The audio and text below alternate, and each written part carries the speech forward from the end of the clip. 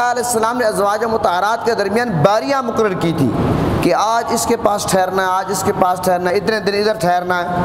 और ये हज़ूर नबी करीम सल्लल्लाहु अलैहि वसल्लम इस कदर इंसाफ करते थे अज़वाज मुताहरात के दरमियान। इसलिए आका अलैहिस्सलाम ने फरमाया कि जिस शख्स को दो बीवियाँ हों, अगर वो इंसाफ नहीं करता तो वो क़यामत के दिन इस हालत में आएगा कि उसका आधा बदन एक तरफ झुका होगा, उसका आधा बदन एक तरफ झुका होगा।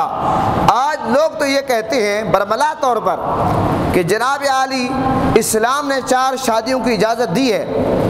मैं अर्ज़ करूँगा यकीनन इस्लाम ने इजाज़त दी है, और जो इस्लाम पर पूरा उतर सकता है, इस्लाम ने अदल व इंसाफ का हुक्म भी दिया है। हमारे माशरे में तजर्बे से ये बात साबित है माशरे में कि जिस शख्स ने दूसरी बीवी की वो पहली बीवी के हक तलफी करता है, पहली बीवी के बच्चों के हक तलफी करता है, नाइंसाफ़ी करता है। यहाँ पर तो लोग 2 के साथ नाइंसाफ़ी करते हैं, तो 4 के साथ इंसाफ कैसे करेंगे।